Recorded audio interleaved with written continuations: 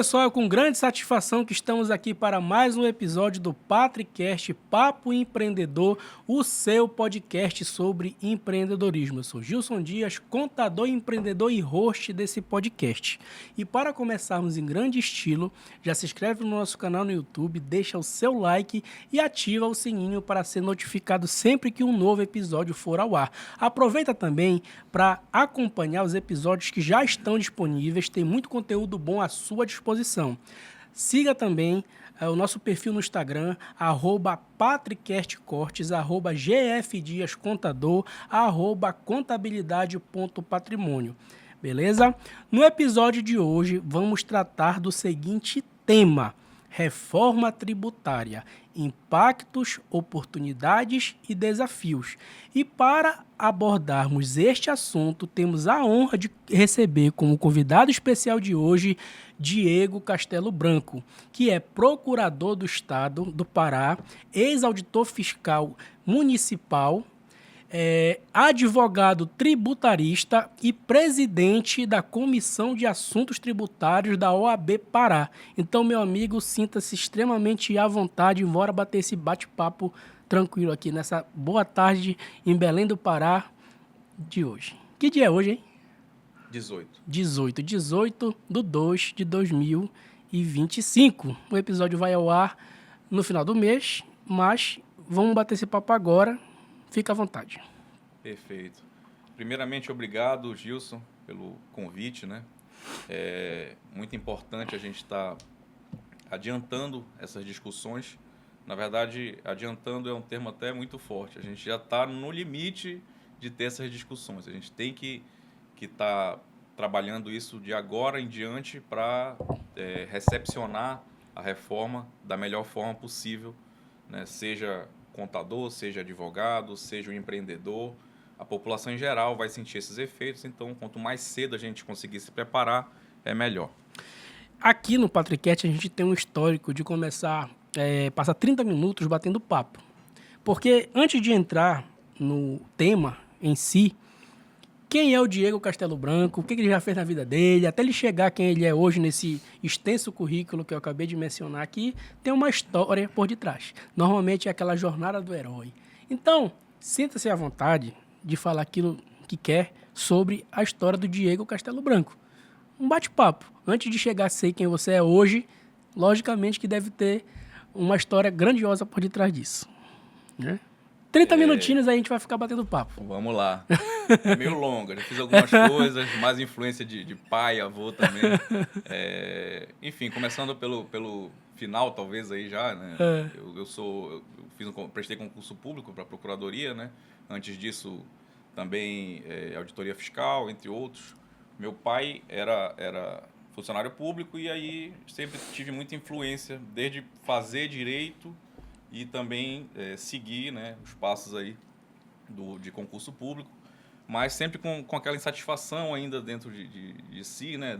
Eu queria empreender, eu queria de alguma forma poder trabalhar com comércio, né? Já talvez por uma influência do meu avô materno, que era do interior, era comerciante, trabalhava com barco também, transporte, então sempre tive isso dentro de mim. Acho que fica aquela sementinha na gente e a gente acaba ficando muito... talvez ali insatisfeito em algum local, talvez um pouco insatisfeito assim em algum local de trabalho, né? ou não, pelo menos 100% satisfeito. E aí comecei a verificar o local que eu pudesse estar em que eu pudesse trabalhar de alguma outra forma no privado. E aí o local que eu encontrei foi concurso de procuradoria. E aí comecei a prestar pelo Brasil inteiro. Graças a Deus, vinha passar aqui, né, no estado do Pará, que é de onde eu sou de Belém mesmo. Mas a minha família é do interior, meu pai de Mocajuba, minha mãe de Limoeiro do Ajuru, né, que é um distrito de Cametá, nem todo mundo conhece, é uma cidade pequena. Mas assim, minha família é do interior. Tem um irmão que mora lá. Rapaz, tem um irmão que mora lá. Limoeiro é igual o Ceará, sempre tem alguém que... E ele é mecânico náutico, tu falou de barco agora, mas continue. Então assim, cresci vendo meu pai sempre também tendo atividade fora, mexia com comércio de motor. Meu pai é mecânico. Pois é, então eu cresci com aquilo e sempre aquela pulguinha ali de empreendedorismo. E aí fui tentando algumas coisas, já tive aplicativo de celular para pet shop, Porra. Já trabalhei com o mercado de carne também, enfim, outras coisas. E já me reinventei algumas vezes dentro da advocacia e hoje em dia consultoria tributária, sempre focado no fiscal, na verdade. A minha expertise, desde que eu, dentro do direito, né, a parte que eu mais gostava era sempre a parte fiscal. Foi a que mais me chamou a atenção desde a faculdade. O pessoal dizia, porque dá mais dinheiro? Não, é porque eu gostava de número mesmo, né? Para mim, eu era alguém que ia seguir ramo das exatas, né?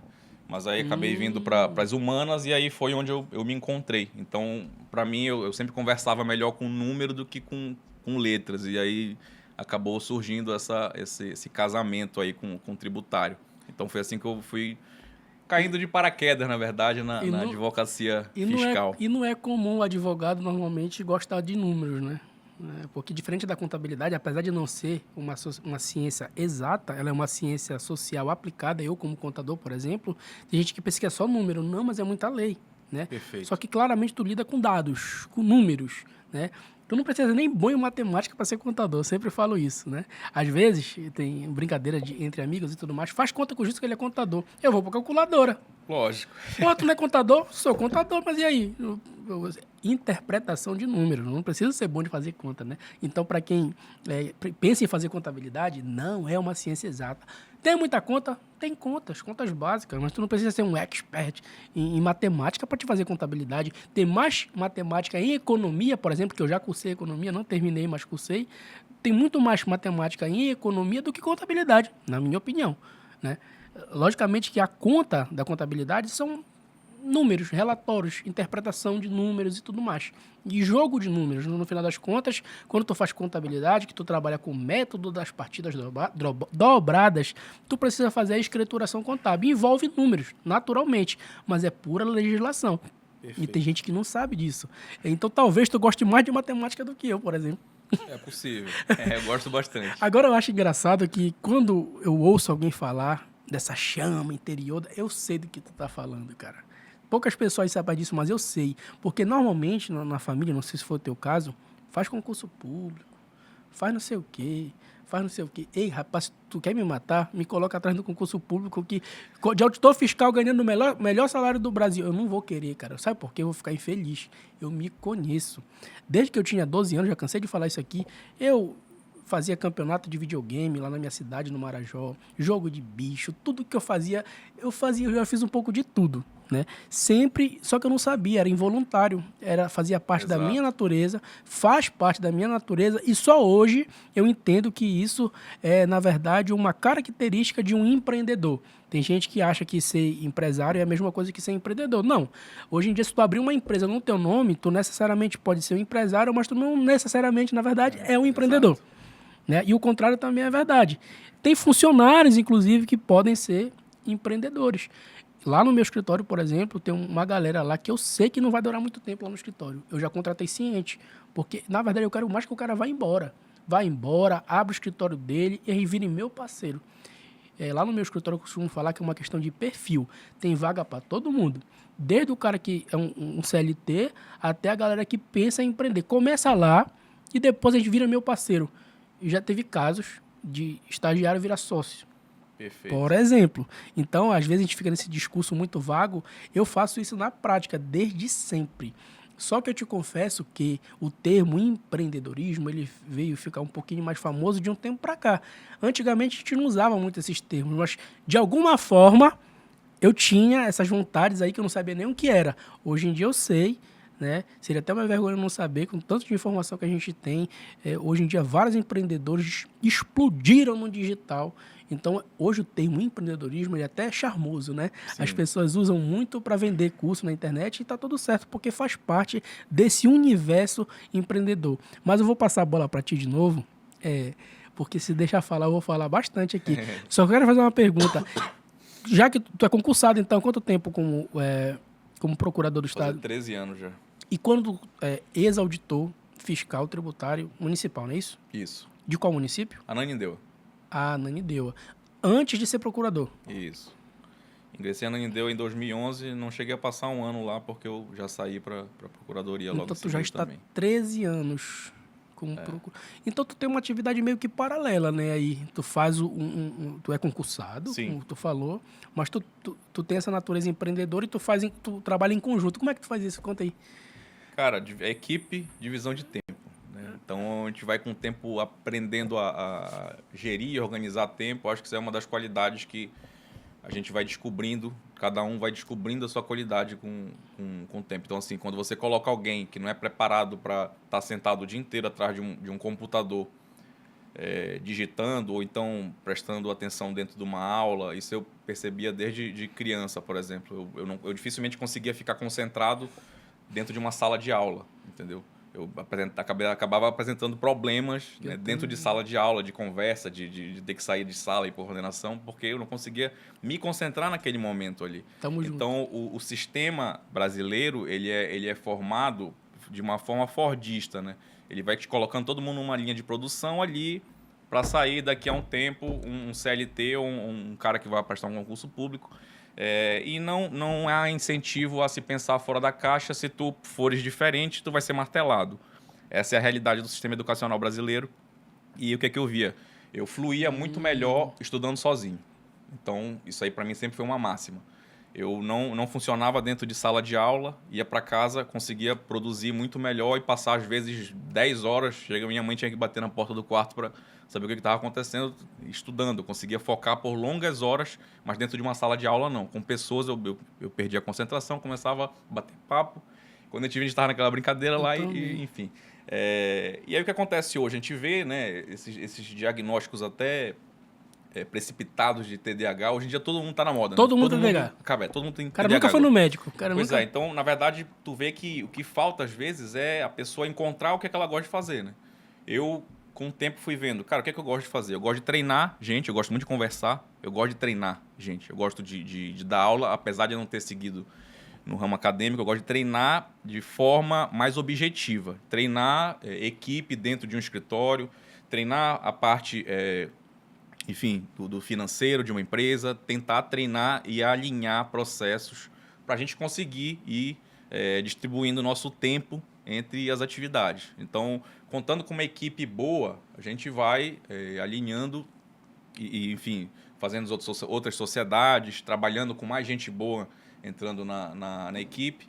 E aí tu falou um pouco mais cedo aí também a questão de empreendedor, não necessariamente é o dono do negócio. Eu sempre tento colocar lá na RX, nossa consultoria, esse ponto.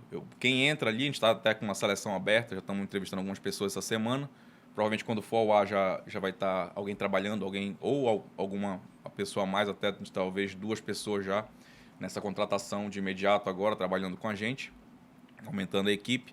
Então, o que é que eu sempre coloco lá desde a primeira reunião sejam empreendedores, vistam a camisa aqui, né, da consultoria, da empresa que você tiver, seja aqui hoje, seja uma outra empresa amanhã, mas é muito importante a gente trabalhar isso na cabeça eu não gosto nem de chamar de colaborador, para mim ali é uma equipe, é só uma equipe, realmente tem que ser homogêneo, tá? Tem que estar todo mundo trilhando o mesmo caminho ali, pensando junto, né, pensando em crescer o negócio. Então, a partir do momento que a pessoa é efetivada, tem participação em lucro, tá?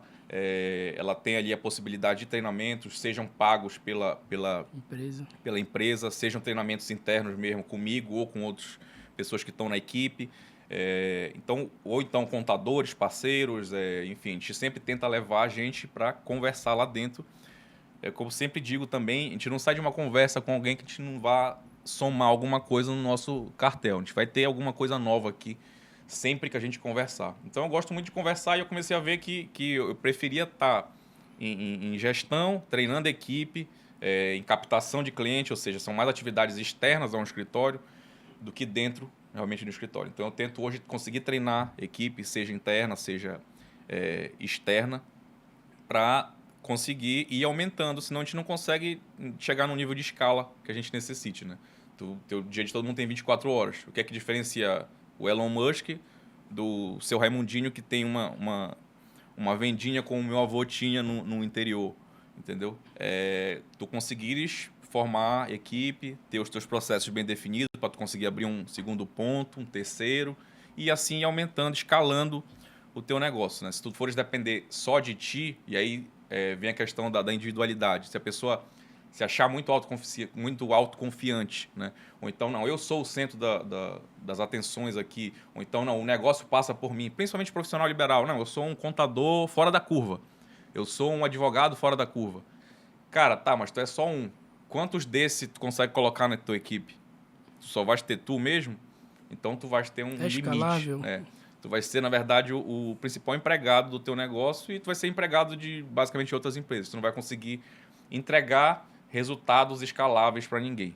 Né? Tu vai trabalhar ali sempre no teu limite de trabalho e aí o cara não vai... enfim, eu acho que sempre por trás... É moda, né? Falar que não é pelo dinheiro.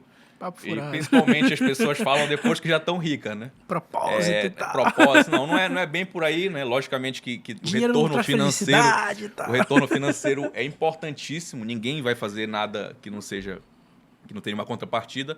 Agora, realmente, dentro do que dá dinheiro, existe 1 milhão de possibilidades, legais e ilegais, maçantes, não maçantes, enfim. E tem que ver dentro disso o que é que tu tens habilidade para fazer e o que é que tu consegues escalar. Entendeu? O que é que tu consegue treinar a gente? Como tu consegue crescer teu negócio? Escalável, né? Com pessoas, ajudando pessoas. E aí, nesse ponto, é necessário a gente estar com uma pessoa satisfeita, né? Aí a pessoa da equipe tem que estar satisfeita. É impossível tu tá com... tu tá com uma empresa rodando e ali muita gente insatisfeita, provavelmente o problema não vai ser dessas pessoas, né? Se tiver com muita gente, muita satisfação dentro da empresa, talvez o problema seja algum gestor ou o próprio empresário, né? O ideal é ter uma empresa com uma cultura que fomente esse empreendedorismo dentro o endoempreendedorismo, né? Perfeito, essa possibilidade de crescer, né? Então, acho que é mais ou menos por aí, né? Eu tenho um amigo de infância que também é um grande mentor para mim, que é o Claudinho Batista, da Juronense, e a gente vê sempre, ele me repassava isso e analisando as pessoas que trabalham lá com ele, tu vê isso, né? Tu conversa com os colaboradores lá e eles têm orgulho de dizer, olha, estou trabalhando na Juronense, então a pessoa veste a camisa da Juronense, entendeu? Então, quando tem um corujão lá que eles fazem uma virada de noite lá, o cara tá lá trabalhando, entendeu? Feliz, abraçando ali no final daquela festa, enfim. Acho que tem que ter essa cultura de crescimento, de empreendedorismo, seja o endo, seja na parte externa da empresa, mas é muito importante isso, agregar isso no seu negócio. Para mim foi até uma surpresa, normal a gente estar... Não é que a gente esteja fugindo do tema, né? Sim. Esse bate-papo é justamente para isso. Como a gente se conheceu recentemente, é até uma surpresa para mim, porque olha o tema de hoje, é reforma tributária, e olha sobre o que a gente está conversando aqui. Perfeito. Agora, a pergunta é o seguinte, tudo que tu falou eu concordo em absoluto. Porém, sempre foi assim... Vamos lá, para te chegar nesse nível de mentalidade... Foi pegando porrada ou desde molequinho? Porque assim, eu, Gilson, eu era esse contador autônomo, que era o centro, me achava fodão, tá, não sei o que e tudo mais. Eu tive que apanhar, pegar porrada para poder entender que não era mais o Gilson contador. Era um escritório de contabilidade, era uma empresa contábil. Eu vou passar agora a chamar de não escritório de contabilidade, eu vou passar de falar empresa contábil. Corretíssimo. Por quê? Tem gente que pensa que, vamos lá, é uma empresa... Presta serviço de contabilidade para outras empresas, tranquilo, mas é uma empresa. Empresa tem que ter processo, tem que ser departamento. E eu demorei muito para acordar para essa realidade. Então, eu tive que pegar muita porrada. Eu perdi algum cliente aqui, porque, Gilson, tu é muito bom, mas, pô, demora para me dar resposta, eu te ligo, tu não atende, porque eu estava ocupado nos órgãos, então eu tive que apanhar. É o teu caso também, tu teve que apanhar também, porque tem gente, na verdade, que consegue planejar algumas coisas antes, se antecipar. Tem gente que tem essa capacidade. A minha esposa é uma delas. Aí eu te pergunto, no teu caso, foi pegando porrada ou tu já tinha essa mentalidade, mesmo que não nesse nível, lá atrás? Não, na base da porrada, cara. Basicamente, enfrentando muito essa questão. Me vi, como tu falaste agora, me vi também 10 anos atrás, ali... Na época, tudo de processo de papel ainda, né? Afundado em processo de papel, sem gestão, sem contar com ninguém, achando que, não, eu não vou conseguir delegar isso daqui. Não tem ninguém tão bom que não vai fazer isso daqui do jeito que eu quero que faça. Não é nem do melhor jeito, é do jeito que eu quero que faça. Porque às vezes o cara não quer do melhor, ele quer do jeito dele. E o jeito dele nem sempre é o melhor. Perfeito. Então, assim, acho que o primeiro de tudo, tem aquele livro, O Ego é Seu Inimigo, a gente tem que ser livro de cabeceira inicialmente para iniciar dali, começar a ver que tem pessoas que não vão fazer do teu jeito, mas elas vão, inclusive, fazer melhor do que tu. E tá tudo bem. Entendeu? Tudo bem. E é para essas pessoas que tu tem que ir atrás, né? Para conseguir delegar, ensinar, na verdade, né? Deixar delegar, elas colocarem a essência delas. Isso. Ver qual é a essência, calhou com a cultura da tua empresa, segue. Entendeu? Mas foi na base foi na dor, não foi no amor, não. Não vim achando isso assim. Hoje, graças a Deus, a gestão, eu me preocupo muito. Eu comecei ali por 2015, 2016, ver, como é que os caras conseguem, por exemplo, como é que o Nelson Williams consegue ter escritório em todas as capitais, Sim. já teve em vários interiores também, Sim. depois teve um processo de diminuição dos interiores, mas ele é eu acho que o maior escritório em número de unidades. Eu conheci o Nelson em 2017 aqui em Belém. Ele veio visitar um cliente, estava num evento em comum, batemos um papo lá, e ele com toda humildade contando ali o início da carreira dele, cobrando cheque sem fundo de posto de gasolina no interior de São Paulo e por aí diante. Então eu pensava, cara, qual é a diferença minha para esse cara aqui? Naquele ponto ali foi um ponto de virada. Eu pensei, cara, a gente tem que começar a ver processo, ver gente. E acabou que nesse ponto de inflexão ali, eu acabei fechando um escritório que eu tinha. Pensei, não, eu vou empreender em outras áreas agora. Eu fechei o escritório, era um escritório de advocacia tributária, né? Basicamente disso, né? Aqui na época, a gente via muitos escritórios full service. E ali, desde 2011 até 2018, eu tive um escritório específico de advocacia tributária. Em 2018, eu resolvi dar um tempo, seguir 19 e 20, longe de advocacia e consultoria tributária. Achava que tinha dado para mim, não olhava para trás e me via aquele cara com uma mesa cheia de papel. Eu pensei, não, quando eu comecei a ver outras realidades, comecei a estudar mais gestão, empreendedorismo, né? E aí vem uma sequência de eventos, né? Contato com jovem, contato com palestras, seja as palestras livres que eu cheguei a ver na época da ACP, e aí vem Senai, vem uma série de ensinamentos que não vão ser repassados nunca dentro de uma escola no modelo brasileiro. São coisas que tu vai ter que aprender ali, e vai ter alguém ali PhD em alguma coisa, e vai ter alguém ali que não tem, talvez ali tenha só alfabetização, não tem nem o primeiro grau completo, mas tu vai dentro daquele bolo de pessoas ali ver empreendedores que conseguem gerir melhor do que tu. Quando tu vês isso, aí tu vê realmente, esse cara aqui ele pode, e assim como eu tenho vários clientes hoje que, principalmente no interior, o cara sabe escrever, sabe ler, mas tu vê ali, o cara não tem nem 8ª série, entendeu? Não sei nem se fala 8ª série, acho que é 9º ano hoje em dia. Mudou, não sei. Pois mudou essa parada. Na minha época era 8ª série. Não, tu é da época do ginásio ainda, não era Quantos mais... anos tem? Eu tenho 38. Olha, Tu é mais novo que eu. Não, se eu te falar que eu tenho 30 anos, tu não vai acreditar que eu sei. Eu tenho cara de 40, mas eu tenho 30.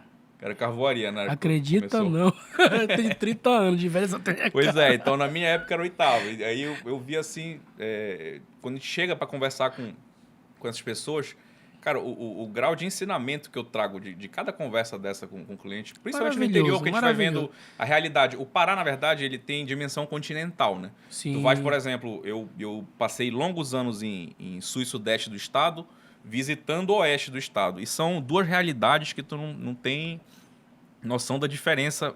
Sul e sudeste, basicamente rodoviário, né? A gente tem a questão do Pedral do Lourenço, que empaca a subida do rio, né? Então, o transporte aquaviário nessa parte daqui do estado fica um pouco complexo. Já no oeste do estado, basicamente, transporte ou tu chega de barco, e mercadoria de barco ou de avião. Não tem Na minha cidade lá do Marajó, eu sou do Marajó, só chega de barco. Não tem a mínima possibilidade, nem se quiser, ou é de avião ou é de barco, até hoje. Pois então toda essa vivência de interior, de conhecendo gente, vendo processo desde pequenos empresários, vendo como é que o cara fazia, às vezes, intuitivamente. Ele não sabia o porquê ele fazia aquilo, mas eu via que o cara estava indo com um processo mais ajeitado com o meu, que eu estava aqui na cidade. Pô, o que eu tenho para aprender com esse cara? E aí comecei a colar em gente para... Cara, o que esse cara vai me ensinar? Cara, a gente não vai longe. O meu pai, ele tem a 2ª, 3ª série no máximo, não sabe nem escrever direito. O meu pai, bicho, tem uma capacidade de negociação, de fazer dinheiro, tu não tá entendendo. Eu tenho tanto orgulho de ser filho dele que eu já cansei de falar isso aqui nesse podcast. Eu faço questão mesmo de falar que meu pai, E meu pai é um mecânico náutico. Só que ele não se contentou de ser só um mecânico. Por que eu não posso vender as peças? Por que eu não posso pintar a lancha, padronizar a lancha? Por que eu não posso colocar o nome do cara, colocar o estufado que ele quer, colocar um som? Por que eu não posso personalizar a lancha? Então, ele faz a manutenção, ele vende a peça, ele vende a lancha do jeito que o cara quer, personalizada, e ele é representante da Marinha, como é o nome? Suzuki Marine, aqui no estado do Pará. É um dos 3, só tem 3 representantes aqui no estado do Pará da Marine, e ele é um deles. Se alguém quiser comprar um motor, se ligar lá para Suzuki Marine, vai falar com o Carlos lá, olha, quero comprar um motor só aqui do Pará, fala com o Gesso. E o meu pai tem a 2ª, 3ª série. Ele tem uma capacidade, assim, nato. Talvez eu tenha herdado isso dele, né? Então, eu sei do que tu tá falando. É por isso que, às vezes, a gente tem que descer do nosso pedestal. Às vezes, o cara estudou lá, fez especialização, mestrado, doutorado, e se acha... Aí é um cara inteligente, mas, às vezes, ele não tem sabedoria. Quando tu conversa, às vezes, com uma pessoa como meu pai, que tem vários Gersons na vida por aí, vários Seu João, Dona Francisca por aí, tu sai maior de lá numa conversa que tu tem com ele, porque tu desce do teu pedestal e escuta o cara tá fazendo, às vezes, melhor do que tu. Tu acabou de falar. Mas que porra é essa? Eu que sou aqui, tenho acesso a tanta informação, Exato. Não faço isso direito. Então, eu sei do que tu tá falando e devido ao Pará ser um estado tão grande assim, eu te confesso que eu não conheço muito aquela região. Já visitei poucas vezes ali do sudeste, né? Do Pará e tudo mais. Eu sou do Marajó, conheço a realidade do Marajó. Então, eu tenho muitos clientes do Marajó. Já é outra realidade também. Totalmente. E eu tenho vários clientes em vários municípios do Marajó e eu adoro conversar com eles, cara. Cara, tu não tá entendendo. Tem gente que não faz a mínima noção que tem empresários lá na minha cidade faturando 1 milhão por mês. O cara tem a primeira série, às vezes nem a primeira. Tu vai pedir pro cara autenticar no gov.br dele, ele nem sabe o que é. Ele não sabe o que é certificado de gênero, ele não sabe de nada. Mas ele tem um puta do negócio. Perfeito. É? Cara, é surreal. Eu tenho uma frase comigo, eu não sei nem de quem é essa frase.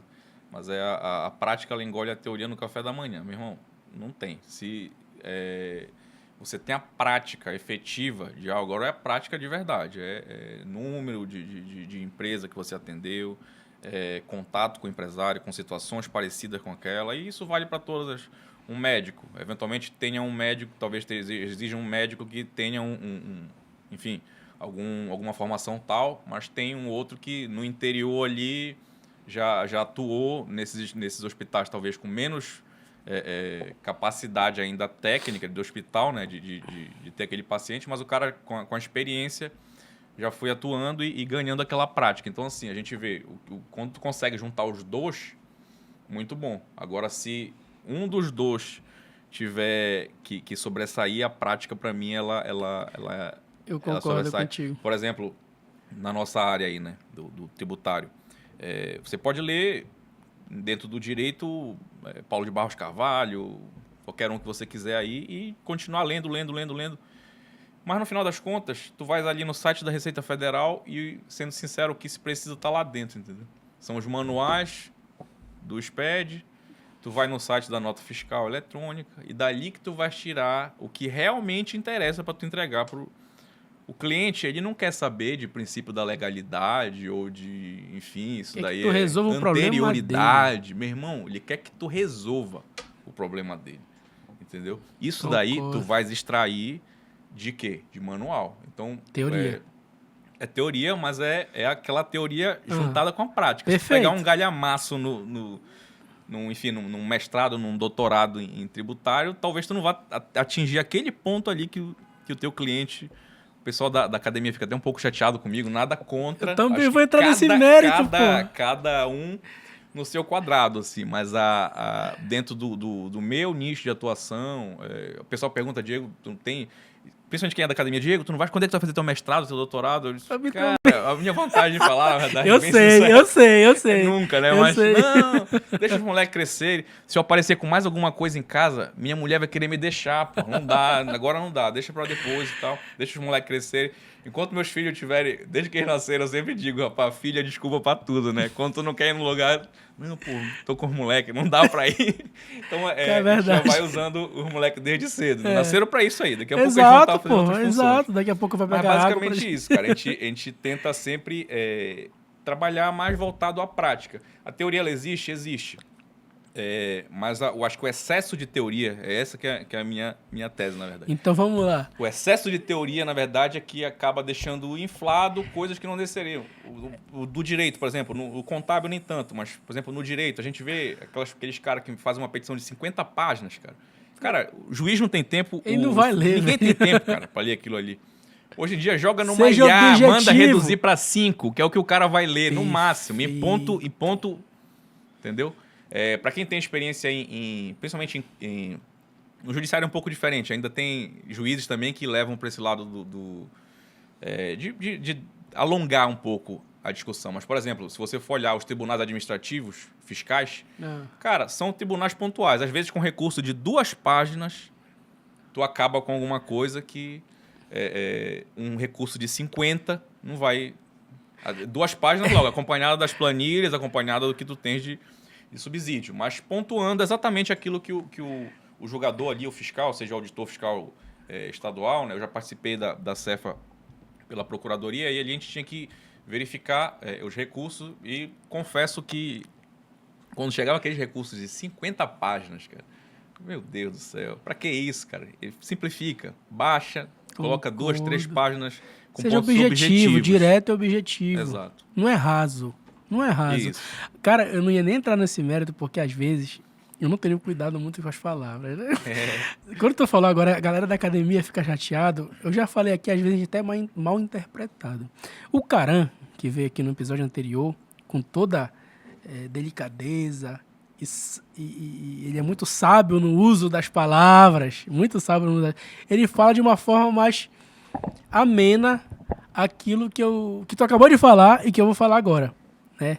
Nada contra. Sim. A galera da academia, os doutores, eles têm a sua participação científica, são muito importantes para a sociedade.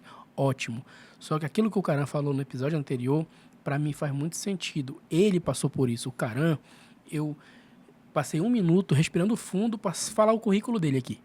O Karan tem um monte de especialização, mestrado, doutorado em gestão, a puta que pariu. Né?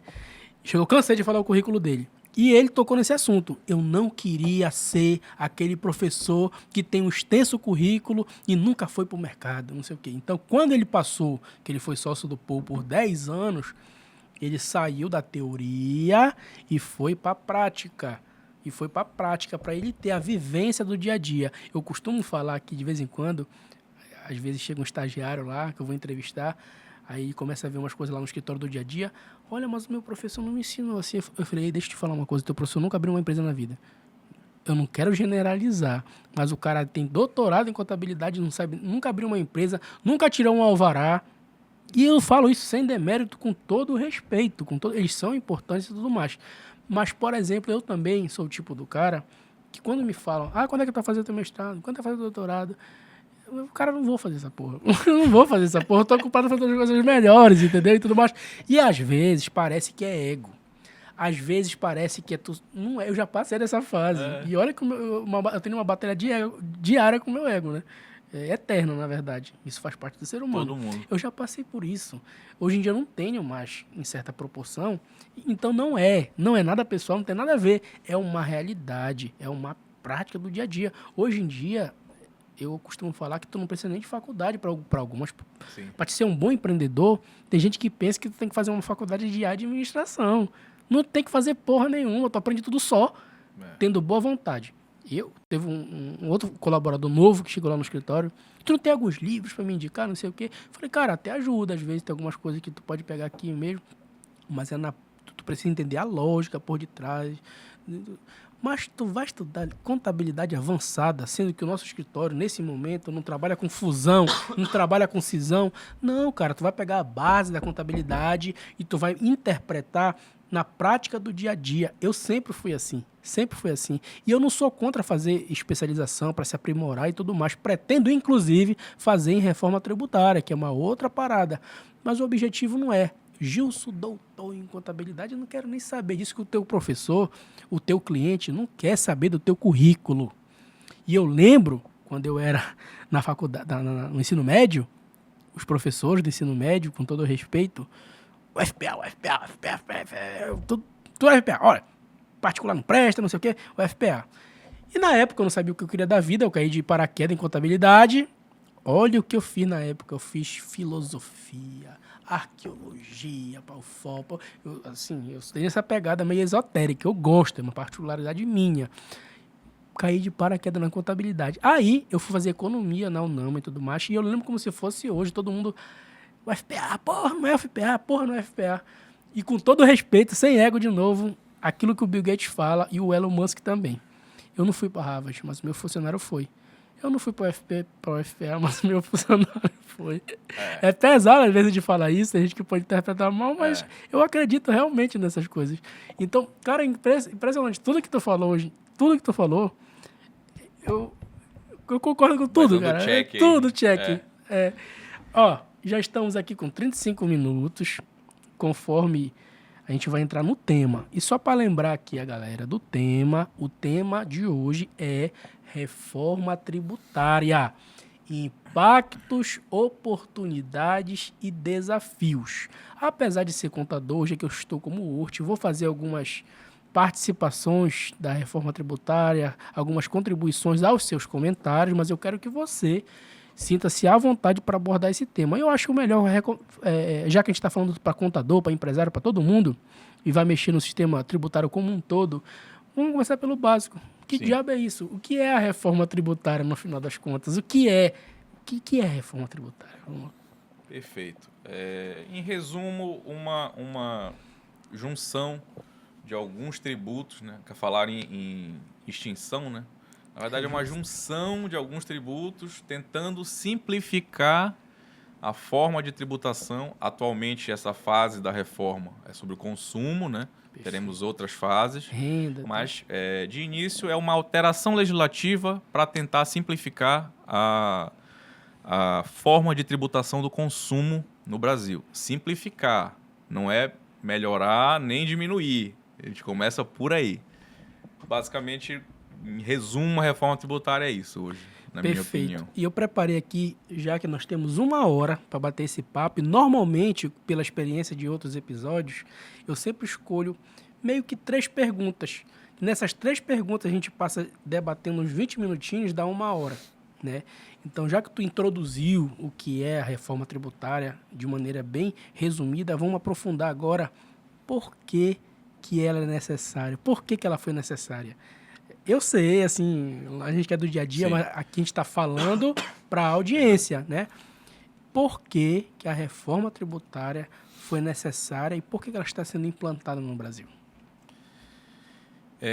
O Brasil, ele, enfim, é um estado federal, né? Nós temos aí os estados e os entes municipais. Tá? Então, a competência tributária ela é separada, cada ente tem a sua parcela de competência. Então, para quem não sabe o que é competência, cada ente, né, cada estado, cada município, a União, tem uma parcela ali, é como se dissesse, olha, isso daqui tu vai tributar, isso daqui quem vai tributar é o estado, isso daqui fica para o município, isso daqui fica para a União, e assim vai se dividindo, certo? Então, em resumo, hoje, a reforma tributária está colocando 5 pontos em 2, né? Mais a questão do IS ali, que é um pouco seletivo, por fora, mas basicamente trazendo uma junção, né, e uma simplificação legislativa. Hoje, por exemplo, regulamentos de ICMS, a gente vai puxar os 27, cada um vai ter ali 700 páginas de regulamento de ICMS. É impossível. Lembrando um pouco aí da época de concurso, quando a gente ia fazer, a gente tinha que levar a legislação impressa para consulta. E aí muita gente levava o regulamento do ICMS, quando eu via o cara chegar com um negócio maço encadernado. Toda a legislação de todas as outras matérias dava isso daqui, e só do ICMS era isso daqui. Então, assim, a parte tributária ela é muito complexa, ela vai muito em minúcias, né? A reforma tributária veio para tentar diminuir isso, pelo menos de uma forma seguinte. Vamos pegar os estados e deixar a tributação deles mais igual, né? Em tese, acabar com benefícios fiscais, né? A lei de regulamentação trouxe alguns setores beneficiados e trazer, né, o principal tributo municipal, né, de consumo, que é o ISS, para juntar com o ICMS estadual e tentar dar um apanhado mais geral, para deixar a tributação mais igual, mais homogênea, né, no Brasil inteiro. Logicamente que cada ente ainda vai ter ali a questão da alíquota mínima, máxima, que vai poder operar, ainda vai ter algumas diferenciações por município e por estado, mas o grosso da legislação vai ser a mesma no Brasil inteiro.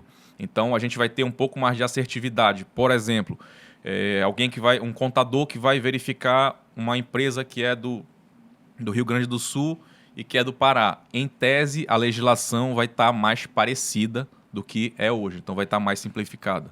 Tu deu exemplo agora dos 27 estados, né? E eu vou além. Eu não sei o número exato, mas no Brasil tem quantos? 5.500 e poucos municípios. Então, para quem... Olha, a competência que ele falou, a competência para administrar o ISS, que é o Imposto sobre Serviço, ele é municipal. Então, a gente está falando de 27 legislações para tratar do ICMS, a gente está falando de mais de 5.000, quase 6.000 legislações para tratar do ISS. Isso também é a tendência que essa distorção como um todo, ela também vai ser corrigida, né? Perfeito. Então, vamos lá.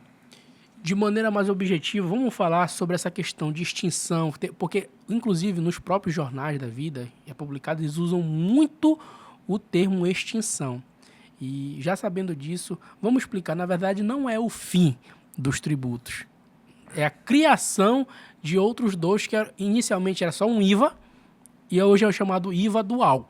Perfeito. Né? A gente vai aprofundar depois, no final, que eu quero falar numa linguagem mais até jurídica, eu quero que tu me ajude nisso, porque a gente também está falando para leigo, mas está falando para empresário. Certo. E a gente pode... Eu queria montar uma cronologia onde a gente vai abranger desde a PEC 45 até a 214, agora que foi mês passado, que ela foi promulgada, no caso, né? Ela foi sancionada Sim. pelo presidente, né? Então, para a gente fazer essa cronologia. Mas, nesse primeiro momento, vamos tratar da explicação. É o fim dos impostos? Como você falou, é a unificação. Então, vamos detalhar como é que vai ser essa unificação. Primeiro, só para ficar claro, quando ele fala que a extinção, que não é extinção, a gente está falando do IPI, a gente está falando do ICMS, do ISS, do PIS e da COFINS. Perfeito. Né? Então, vamos trabalhar agora no IVA dual, explicando como é que vai ser essa unificação através do IBS e do CBS. Vamos lá. Perfeito. O que gerou mais problema até hoje, desde da Constituição de 88, que foram as contribuições PIS e COFINS, elas vão ser unidas em um, que vai ser a CBS, e já falo mais à frente, mas vai ser o primeiro grande problema da reforma, porque ele já entra em 2027. Perfeito. Como são contribuições federais, é mais fácil essa extinção abrupta e o início, né, do CBS também de forma abrupta em 2027. A gente fala 2027, em 2026 vai ter ainda uma fase de teste. Né, que é para calibrar a alíquota, mas efetivamente, ou seja, esse primeiro problema, né, gerado pela reforma, que vai ser a extinção de PIS e COFINS de 31 de dezembro de 2026 para 2027, não vai mais existir PIS e COFINS. Logicamente que a gente vai passar alguns anos ainda com discussões antigas de crédito de PIS e COFINS no judiciário, enfim, nudando como sempre foi o judiciário, mas esse é o primeiro ponto. E o IBS, né, que é Imposto sobre Bens e Serviços, vai juntar ISS, ICMS, e aí tem gente que classifica que o IPI está junto, que o IPI seria transformado em o IS, na verdade, que é o seletivo, mas de fato o IPI também vai acabar, o IPI era da União, ISS municipal, e o ICMS estadual. Então, a gente pegaria aí cada um dos principais impostos, né? Federal, estadual e municipal, e junta em um IBS.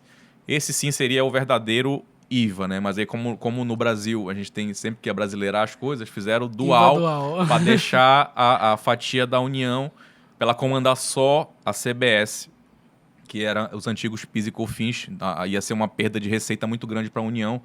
Imagina aí perder 9,25 do pessoal do lucro real e os 3,65 do presumido. Então, enfim, o pessoal fala que vai girar em torno de 8,8%, 9%, que se aproximaria aí do que seria o lucro real, mas como a gente ainda não sabe quanto vai ser. Né? Sim.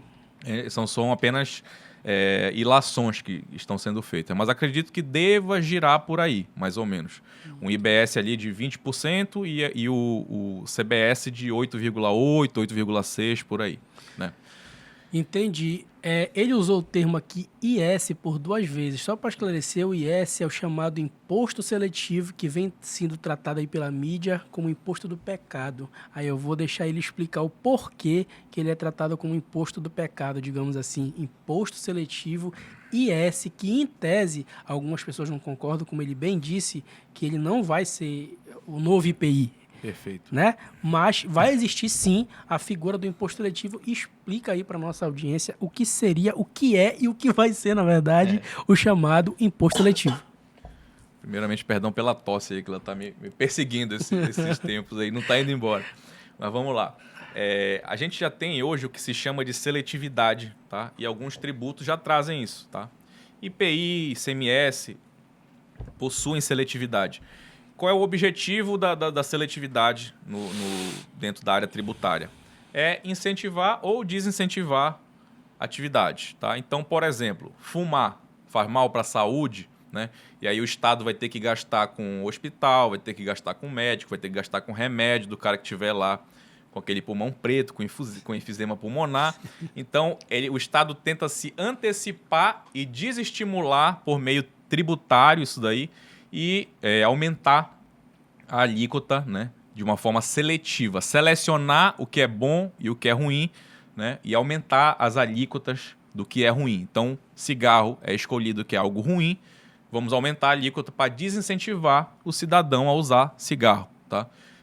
Remédio é algo que, além de ser bom, é necessário, vamos baixar ou zerar a alíquota. Então, a seletividade basicamente é isso, é selecionar o que o Estado quer que se compre, que se comercialize mais, que se use mais, e o que se use menos. Então, ele seleciona e coloca a alíquota graduando segundo isso. O imposto seletivo, ele vai ser um imposto, como já existe em alguns países, trabalhando diretamente com isso. O imposto seletivo ele vai atuar sobre as frentes de saúde e meio ambiente. Então, para buscar desincentivar operações, né, serviços que sejam contrários à saúde ou ao meio ambiente. Por exemplo, tem uma atividade poluidora dentro da regulamentação da Lei Complementar 214, você vai ter lá as atividades que vão sofrer a incidência do imposto seletivo, né?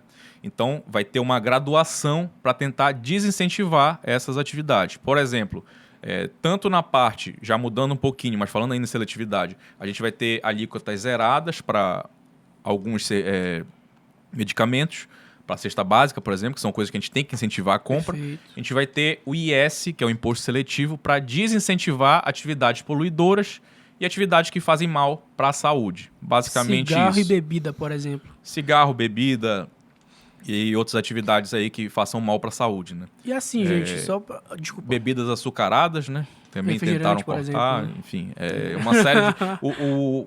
enfim, como tudo, as leis elas vão sendo retalhadas, né?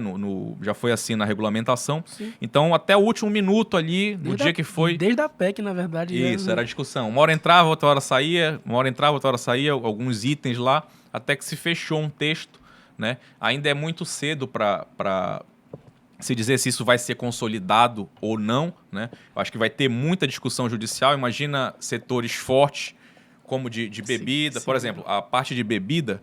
Pequenos empreendedores, né, manufaturas, vamos por assim dizer, vão ter essa questão de alíquota menor também. Não vai ser todo mundo que vai sofrer essa tributação do imposto seletivo alta. Então, a gente não vai comparar um fornecedor mundial de bebida com um cara que está produzindo uma cachaça artesanal, por exemplo, uma cerveja artesanal de pequeno porte. Tá? A lei faz essa diferenciação.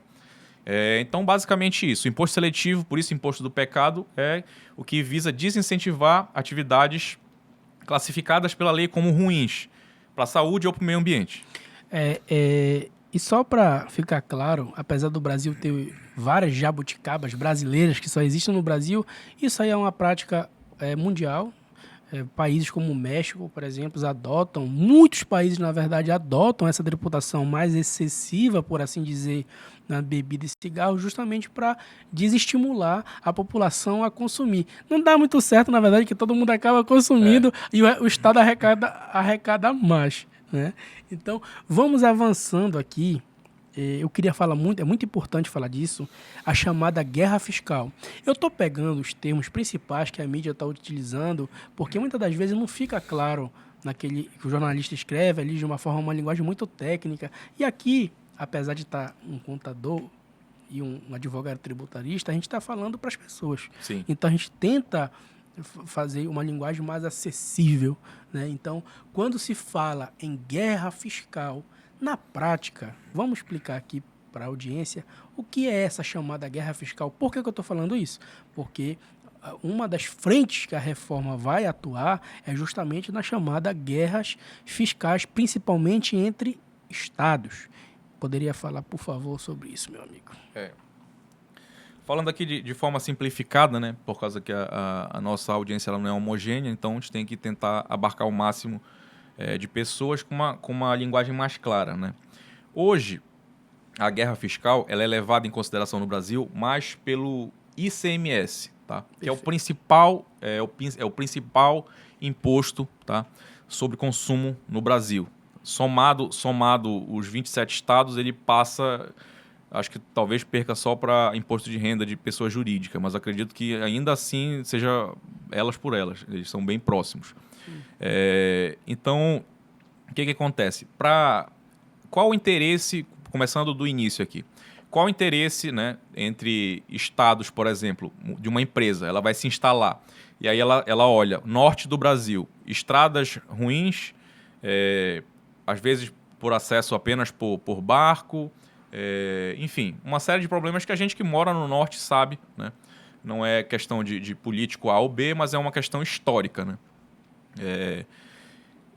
Entre se instalar no norte do Brasil ou se instalar no sudeste, que ali vai estar o público consumidor, vai estar uma malha viária melhor, vai estar, se ele for exportador, já vai estar o melhor porto, que é o de Santos, ele vai conseguir chegar mais perto lá do público dele, a produção dele vai ser mais barata. Então, qual é o interesse de uma empresa se instalar num lugar no norte do Brasil ou se instalar no sudeste? Se a gente fosse jogar tudo de forma igual, assim, não teria empresa nenhuma aqui para cima. Passou ali de Mato Grosso para cima, ia ser só fazenda, basicamente. E talvez a reforma comece a nos colocar nesse patamar, um papo mais à frente também. Mas, voltando aqui à questão da guerra fiscal, os estados utilizam de armas, que é a concessão de benefícios fiscais, ou seja, ele te reduz a tua carga tributária para atrair a tua empresa para um lugar. Então, tu não teria interesse de se instalar em algum lugar no norte do Brasil ou no nordeste, o Estado vai lá, dá um incentivo fiscal e para tentar trazer essa tua empresa que estaria ali normalmente nas condições normais instalada em São Paulo, Mato Grosso do Sul, ou então sul do Brasil. Então, basicamente é isso. E assim, às vezes também entre um estado e outro, por exemplo, o cara vai se instalar ali entre São Paulo ou Minas Gerais. Qual o interesse dele entre olhar um ou outro? Às vezes é uma rodovia que divide os dois. E aí o cara o estado de Minas Gerais lança ali um benefício melhor que o de São Paulo e assim por diante.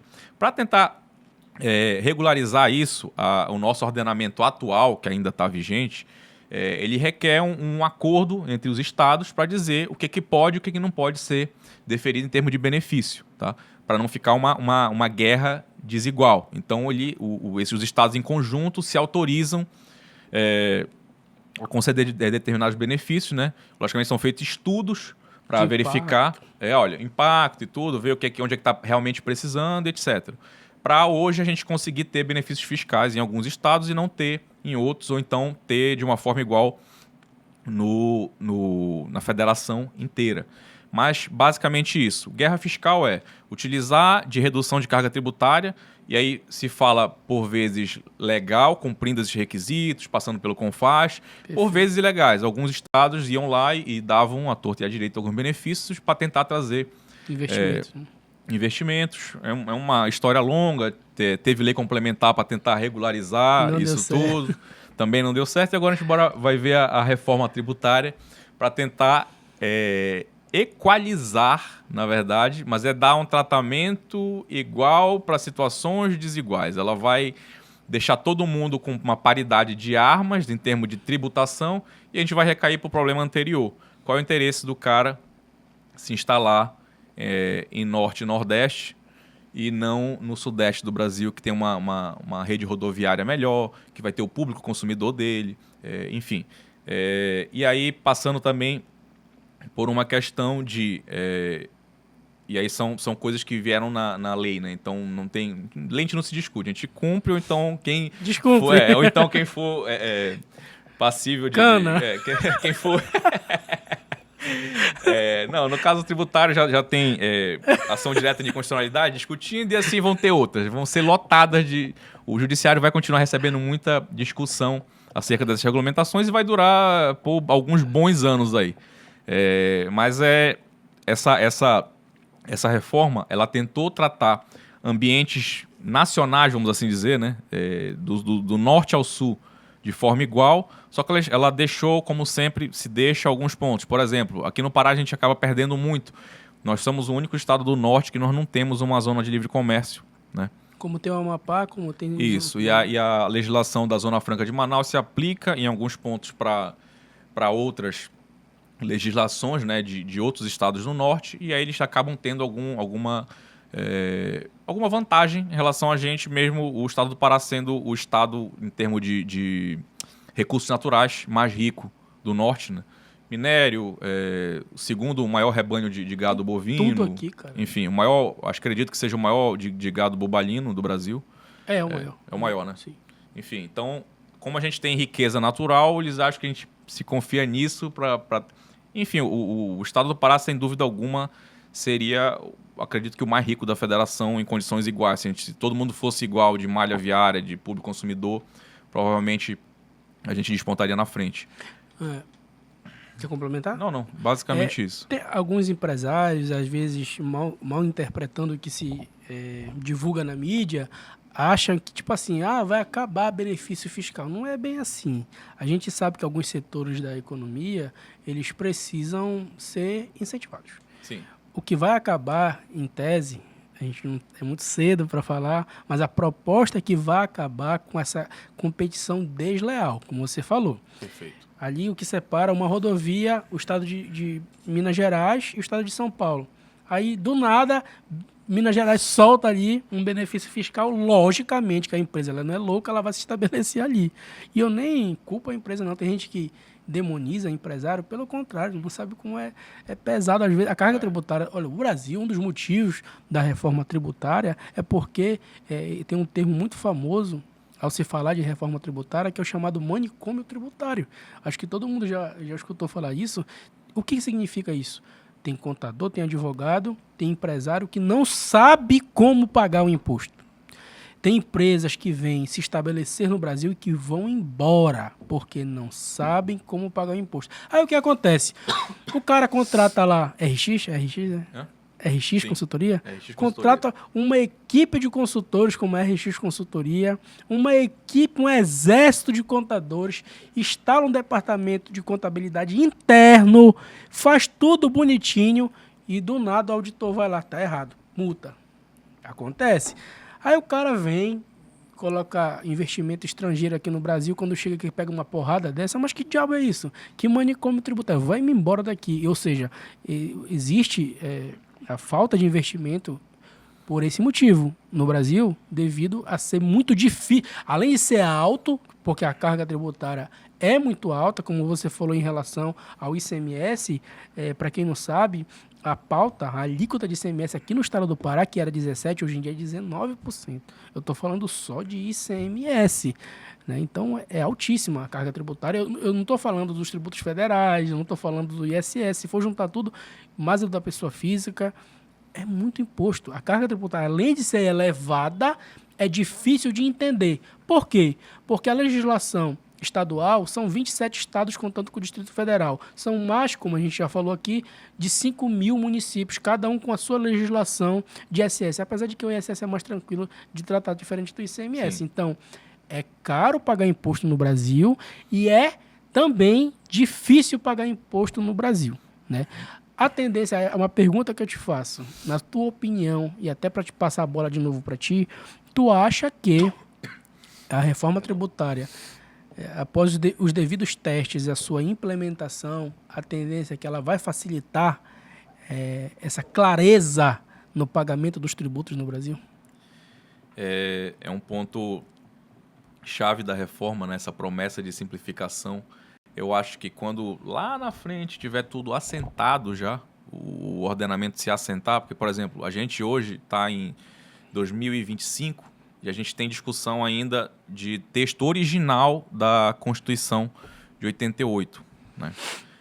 Então vão alguns bons anos aí de discussão. Então imagina, a gente está, assim, acho que a última grande tese tributária que enfim, tomou conta, realmente teve teses que foram decorrentes dela, foi a questão do ICMS, a tese do século, né?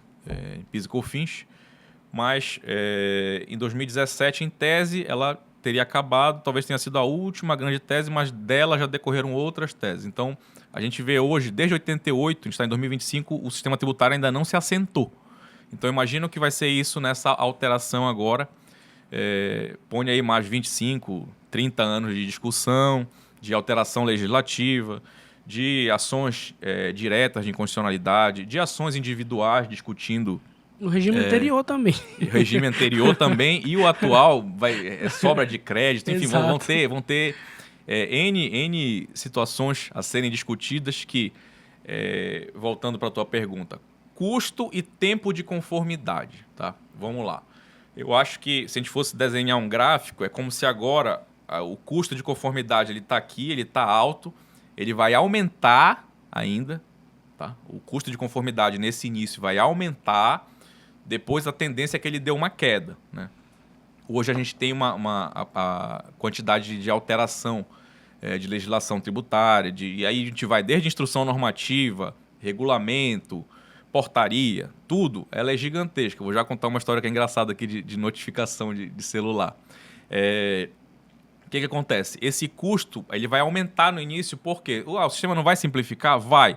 Só que até tu te adaptar a esse novo sistema, tu vai ter que estar com um advogado, contador, consultor, tu vai ter que estar com os departamentos internos da tua empresa se adequando a essa nova realidade, né?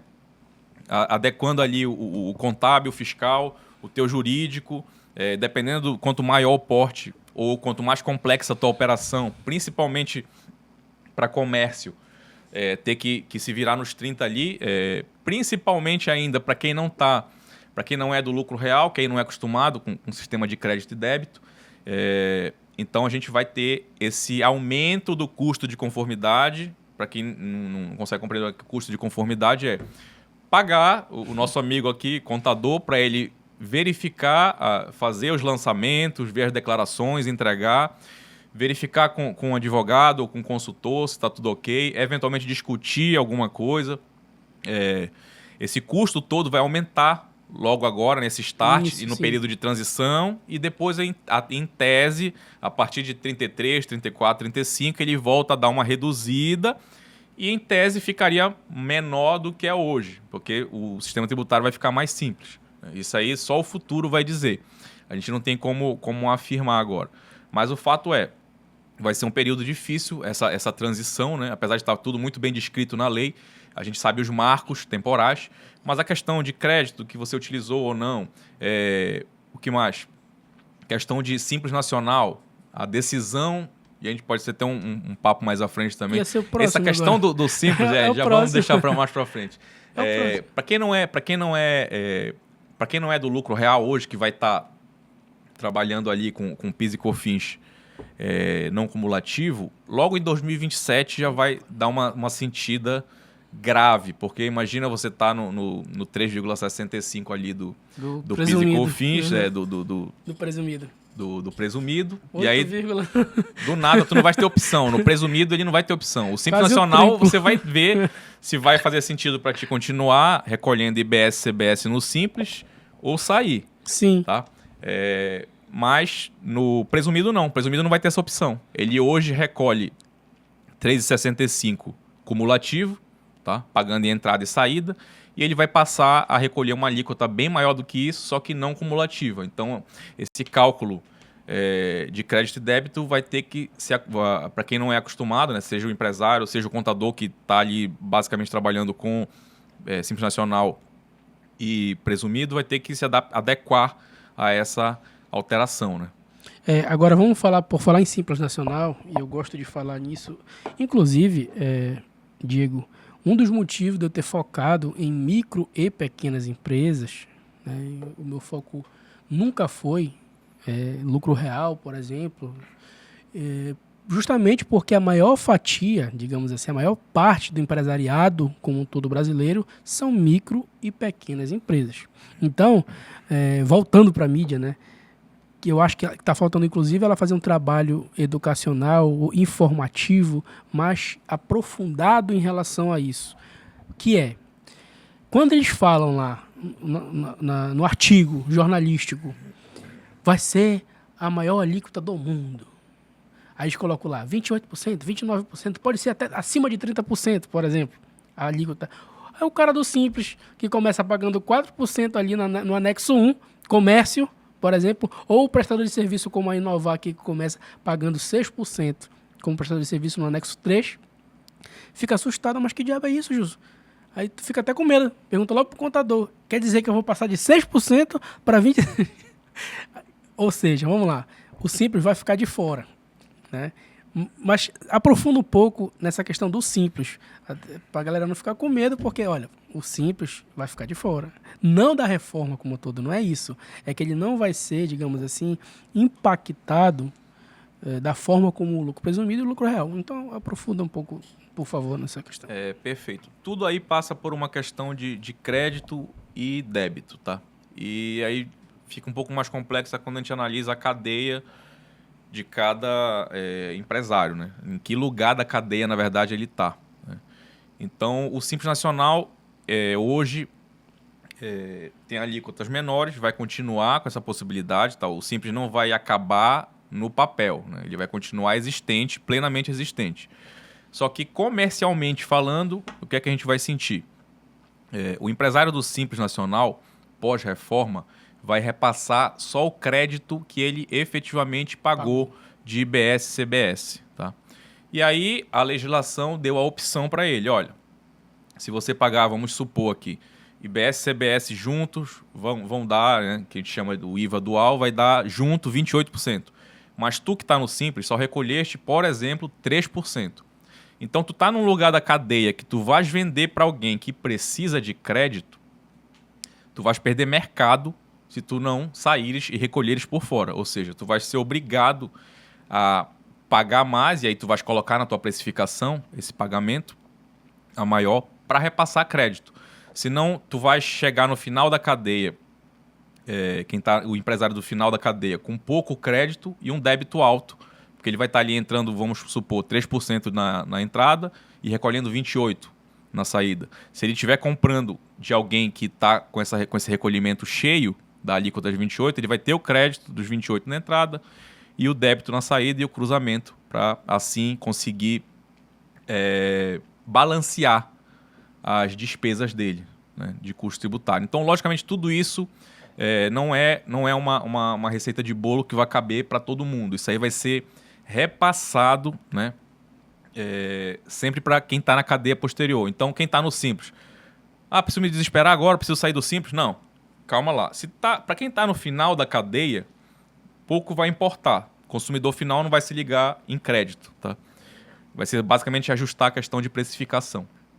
para quem está no meio da cadeia, ou seja, para se você vende, se você trabalha com B2B, se você trabalha com venda para empresas, ou se você presta serviço para empresas, se você está no meio da cadeia, aí é interessante fazer esse estudo para verificar se o crédito que tu vais repassar, né, sendo menor que o das outras empresas que vão estar recolhendo por fora, vai ser interessante para quem está comprando de ti. Porque no futuro, o que vai acontecer? As empresas que estão comprando e precisam de crédito, elas vão começar a escolher. O Gilson tem uma empresa aqui que me vende essa caneca aqui, mas ele só me repassa 3% de crédito. O Diego tem uma empresa que repassa os 28%. Talvez o preço do Diego até seja um pouco maior, mas o crédito é maior. Então, os pequenos que estiverem repassando menos vão perder mercado, né? Então, vai ser nesse ponto aí da análise, né? E já vai começar ali a partir de 2027 isso. Não é algo que a gente vai pensar, é 2033 que a gente tem que se preocupar, não. 27 porque em 27 acaba PIS e COFINS, então a gente já vai ter a CBS ali e o Simples tendo que pensar, vou recolher por dentro ou por fora do Simples Nacional, a CBS. Tá? Isso é para o Simples. Como eu falei mais cedo, o do presumido é o que mais pegou pancada agora, porque ele já vai ter que pular do nada para o... Quase o triplo, baseado na triplo, informação que a gente tem hoje, apesar de a gente não saber qual vai ser a alíquota de fato, né? Exato. Agora, meu amigo, obrigado pela resposta. Vamos avançar aqui, que é muito importante falar da não cumulatividade. Vamos falar da não cumulatividade, por favor. Que é uma inovação que a reforma também traz. Explica, vamos traduzir aí sobre a não cumulatividade. Falando de forma bem tranquila, né? Para todo mundo ter mais acesso, e assim, não é algo fácil. Eu lembro na época de estudando para auditor fiscal, quando eu ouvi a primeira vez essa palavra, não cumulatividade, porque, enfim, faculdade, não tinha nem ideia do que era isso. Aí sentou a bunda para estudar, né? Vida real, bora ver o que é não cumulatividade. Quando eu comecei a verificar o que era não cumulatividade, eu disse, meu irmão, não tem como entender isso. Aí, vai atrás de algum contador que... Não entende também. Que consiga. Não, aí é que eu falo. Por isso que eu gosto de conversar com o contador. Quando tu conversa com o contador, foi quando eu fui entender, na verdade, não cumulatividade. Porque no jurídico, eu conversava com outras pessoas do meio jurídico também, não entendiam também. Que é algo muito simples, mas quando tu joga, por exemplo, pro ICMS, ficava um negócio complexo ali, principalmente para quem tem isenção, em que lugar ele está, se é exportação, ficava algo realmente bem complexo. Mas, em resumo, a não cumulatividade é um método de tributação, né? De não colocar imposto sobre imposto, em cascata, para tentar baratear o final da cadeia. Imagina essa caneca aqui, se ela é produzida e aí ela vem 28% aqui, aí sem crédito, mais 28% aqui na cadeia, mais 28%. No final, quando tu fores somar, isso aí vai dar uma alíquota bem superior aos 28% que deveria ser sendo aplicada a não cumulatividade. Então, a não cumulatividade é um sistema de créditos do que tu já pagaste. Se tu pagaste na entrada 28%, por exemplo, e aí já vai falar da reforma, né? Tratando os itens por fora. Acho muito difícil isso vir esclarecido em nota, como era a proposta lá no início. Quando tu compra alguma coisa ali nos Estados Unidos ou na Europa, tu vê ali o IVA de 4%, 5%, 6%. Alguns setores, né? Mas ninguém em sã consciência vai querer colocar que essa caneca que custou, por exemplo, vai ficar um valor redondo, R$10 e R$3 vai ser por fora de imposto, transformando ela em 13. É muito fácil nos Estados Unidos o cara falar, não, foi $10 e tu estás pagando 4 centavos de dólar de imposto. Mas ninguém vai colocar que tu estás pagando R$3 de imposto a cada caneca. Ia ficar muito doloroso olhar essa conta num cupomzinho fiscal. Mas em resumo é isso. Não cumulatividade você comprou, você tem crédito da entrada e quando você for pagar na saída, você utiliza aquele crédito já da entrada para pagar na sua saída e deixar isso balanceado, equilibrado, para não ter imposto sobre imposto e ir internalizando imposto dentro de produto, na verdade. Então a ideia é que o produto vá saindo, entre aspas, limpo dessa carga tributária, conseguindo ver essa com clareza, né, essa carga tributária do imposto. Então, ali pagando na entrada, vamos supor 30%, tu já vais ter o crédito de 3%. E aí na saída tu vais vender ela a 20%. Abate os 3. Só que aí tu que teria que pagar 6%, tu já tens 3% de crédito. E abate e assim por diante, né? Sim. Então, basicamente isso. Um papo mais longo aí, questões de exportação, Que tem as de isenção, ainda as questões atuais do que vai ficar de crédito, de ICMS, de exportação, enfim, então, uma série de possibilidades aí que só o tempo vai deixar a gente assentar esse sistema. Por via de regra, se for parar para pensar nessa lógica, deveria baratear o produto lá na ponta, né? Mas a gente, é claro que não vai ter, todo mundo deixou claro que não vai ter redução da carga tributária. Então, a tendência é que realmente não tenha, né? E quando tu falou agora que às vezes é difícil do advogado entender essa questão do cumulativo, não cumulativo, talvez seja porque o contador, além de ter que estudar a teoria, tem a questão prática. Quando tu está no lucro real, por exemplo, tem a questão do regime cumulativo, do não cumulativo, então tu acaba trazendo para a prática, é mais fácil de entender. Apesar de não ser fácil de entender, é complexo. Repito, a gente vive num manicômio tributário. Se alguém achar que todo mundo entende de tudo aqui no Brasil, tá lá, não existe como. Como é que tu vai entender de 27 legislações de ICMS? Não dá. Essa questão do manicômio, eu até falei ainda agora, a questão de notificação de celular, um sistema que a gente utiliza lá no escritório. O que acontece? A gente cadastra NCM, tá? Cadastra os CNPJ das empresas e os NCM dos clientes para ir acompanhando qualquer tipo de alteração. É auditoria? Quê? Não. É outro sistema. Impostor... Esse já passei. Tá. Agora eu não libero o nome do meu, não. Esse Impostograma. Eu batalhei muito em São Paulo atrás desse. Depois de conversa no privado ali, tu me fala, porque eu ainda tô no auditoria. Pois não. Esse daí é melhor. É melhor. Abarca tudo o que os outros fazem. Mas, em resumo, tá bom.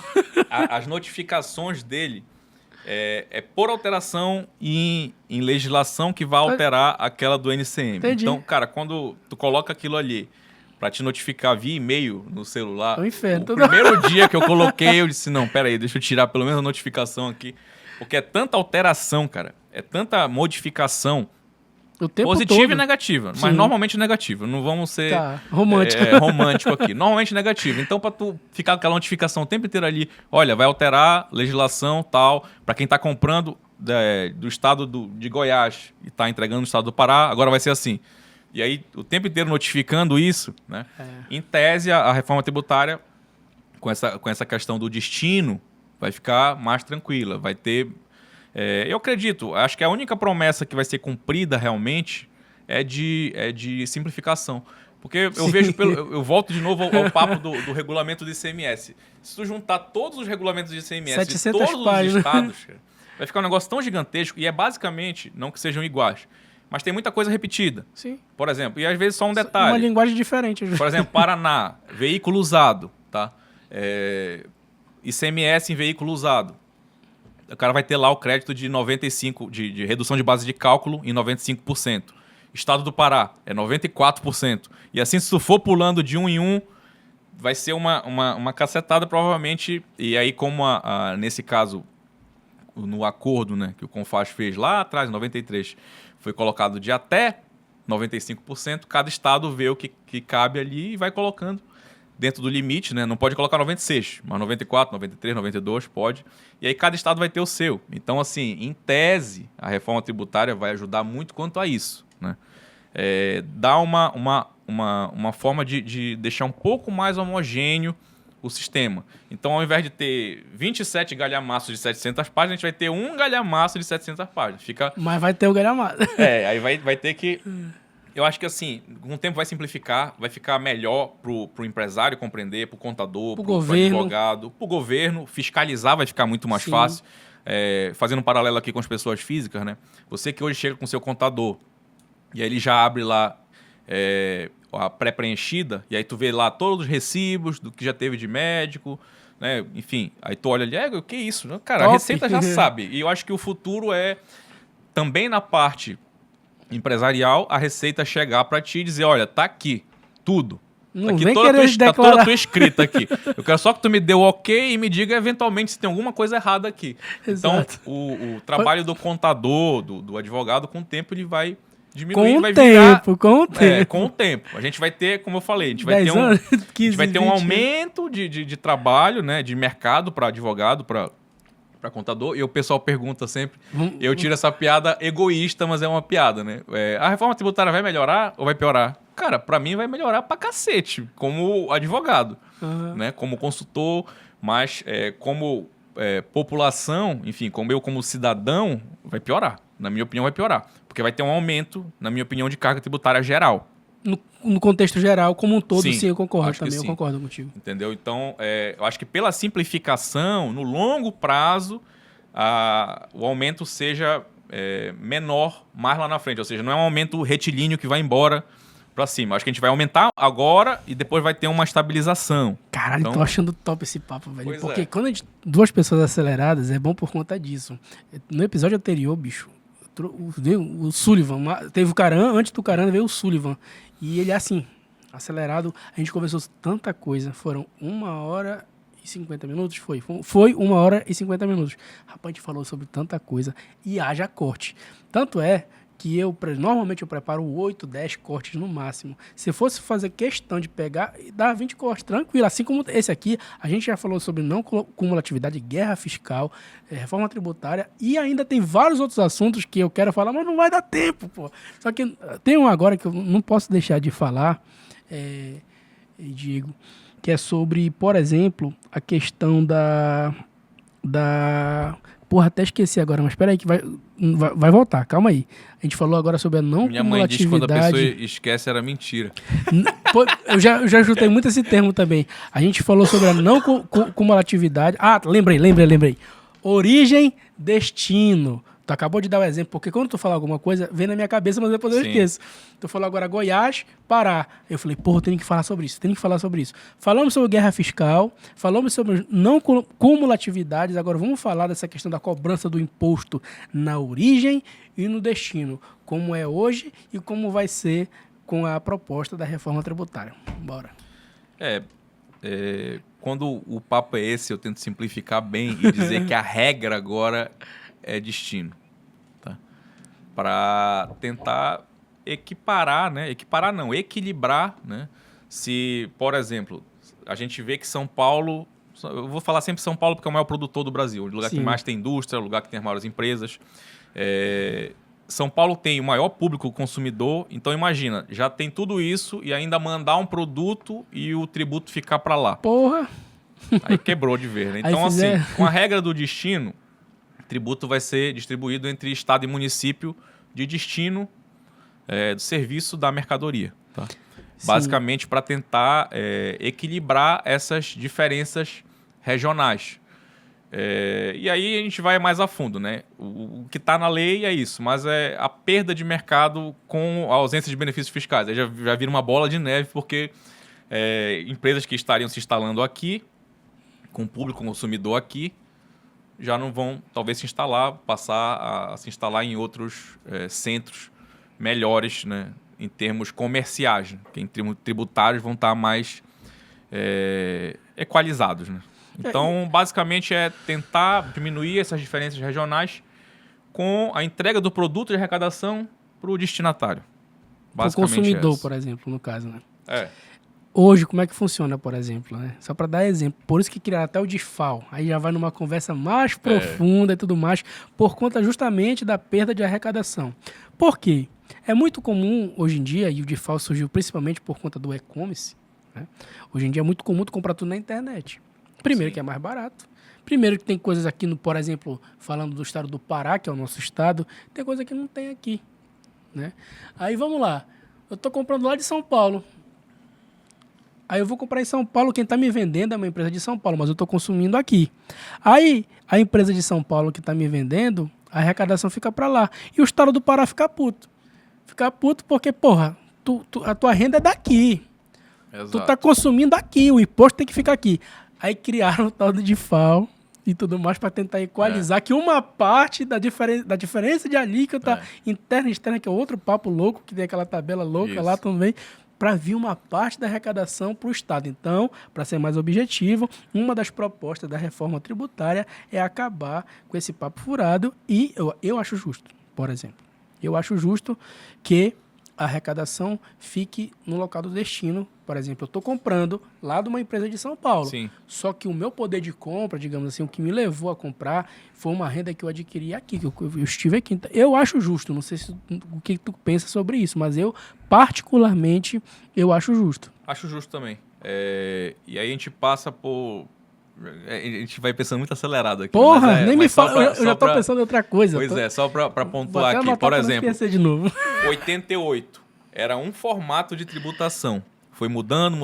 O DIFAL é uma das coisas que foram empurradas aí. Goela abaixo. Goela abaixo e foi alterado. Sim. E nasceu ali da briga pelo e-commerce, nasceu de briga no CONFAZ, nasceu de um protocolo entre os estados. E até hoje não foi sanada essa briga, pô. Entendeu? Não tem Nasceu de um protocolo de estados que estavam sendo lesados. Sim. Norte e Nordeste, enfim. E a gente vai, com essa perda de arrecadação, em tese, a reforma tributária vai ser um pouco mais justa, um pouco mais equânime quanto a isso. E assim, a gente vê muita realidade. A gente que mexe com pequeno, médio empresário, a gente vê empresas tradicionais, cara. Vou falar aqui da realidade de Belém, mas tu vai ver isso no Pará inteiro, no Norte e no Nordeste inteiro. Esse comércio eletrônico, cara, e aí vamos falar de anos 2000, né? Começando ali. Tu vais vendo cada vez mais empresas que o cara quer comprar uma televisão dessa aqui. Ele vai lá numa loja, vê qual é o modelo que ele quer, testou, já sentou até no sofá ali da loja, testou, eu gostei dessa TV aqui. Aí ele vai olhar o preço, X. Aí ele já olha no celular dele, mais barato. Então o cara vai para a internet. Claramente. Então essa disparidade vai ser um pouco mais equalizada com a reforma. E foi algo que nasceu ali nos anos 2000, né? Nessa época o cara não tava com o celular na mão, mas ele ia na casa dele e comparava. Olha, não, comprando aqui no Magazine Luiza tá R$300 mais barato, vou comprar. Entendeu? Então isso vai ser um dos pontos positivos, na minha opinião, da reforma. Que contribui. Eu critico bastante a reforma, sendo sincero. Claro. Mas eu acho que tem pontos positivos, não é de todo ruim. Tipo principalmente assim, para advogado e contador vai ser muito bom. Então, comparado ao que tem hoje. Tem hoje, não tem comparação, é muito melhor. O projeto, em tese, ele é lindo, não vai acontecer da forma como está lá, a gente sabe disso, porque na prática vai ter as dificuldades, vai ter um embaraço jurídico no meio, e o judiciário que já é lento. Eu não falo só o judiciário, eu acho que o Congresso como um todo é lento. Antes de acabar o episódio, eu vou entrar no mérito, que eu queria fazer essa cronologia. Tem gente que não sabe, mas essa PEC, ela é de 2019.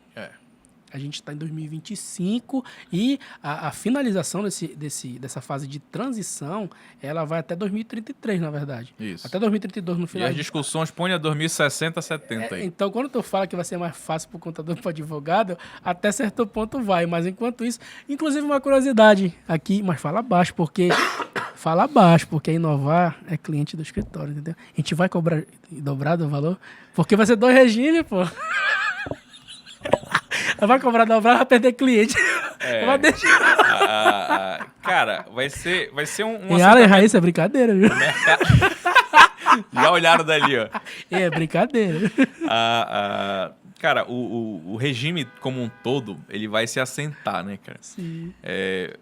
Eu gosto muito de uma frase da Ayn Rand, e ela fala que você pode ignorar a realidade, mas não pode ignorar as consequências de ignorar a realidade. É o que muitas vezes se faz, inclusive nessa reforma em alguns pontos foi feito. Sim. Jurubim e eu. Sempre que eu vejo o Haddad, eu lembro dessa frase. sempre, é automático. Né? Parece que, enfim, algumas vezes as coisas são feitas a toque de caixa ali, ignorando a consequência que aquilo pode se fazer. Porque alguma coisa de uma intervenção estatal aqui ali e conseguir colocar mais pressão em um setor, ou incentivar outro, seja assim como for por diante, você consegue fazer. Mas o que isso vai te gerar daqui a 10, 15, 30 anos, né? São coisas que a gente não consegue imaginar. Por exemplo, aumenta um tributo de uma cidade aqui, no cenário atual, em um estado. Hoje em dia, por exemplo, o cara vai e se instala em outro. Se for olhar, tem cidade no interior, cara, que tem empresa com 700, 800 colaboradores. E aí, imagina uma empresa desse porte, no interior de um estado como o Pará, como o Tocantins, como o Maranhão, Mato Grosso. vai embora pro Paraná, porque lá vai ser melhor. Cara, é a economia de uma cidade que vai ser quebrada. Dizimada. Dizimada. E aí tu vai ter Desemprego. vai ter desemprego e as Fome. consequências. Fome, prostituição, aumento de Drogas. de roubo, droga, tudo que tu possa imaginar. Então é uma bola de neve que tu não consegue calcular com um ato que tu vais tomar aqui, né? Então, são coisas que a gente vai, com o tempo, ver o que vai acontecer. Quanto a essa questão de repasse de tudo, né? Do teu custo, do que tu vais cobrar, se tu vai recolher por fora, por dentro, IBS, CBS, eu acho que só o tempo é que vai dizer, e o mercado ele vai começar a ajustar isso. Porque se tu estiveres fazendo... em resumo, o mercado de serviços, ele, em que pese empregar mais proporcionalmente no Brasil inteiro, ele, pela margem ser maior, é visto como vilão, né? Essa que é a realidade. Perfeito. A indústria e o comércio, pela margem ser menor, não, vamos ajudar eles que eles estão precisando. Eu acho que numa balança, a indústria, tá, no geral, vai ser mais positiva, a reforma. Tá? O comércio vai variar muito. Eu já fiz algumas simulações E o serviço. jogando com 28%, né? A gente Certo. não tem como saber. Eu gosto dessa margem de 28 também. Pois é, mas a gente jogando A com projeção, 28%, no caso, né?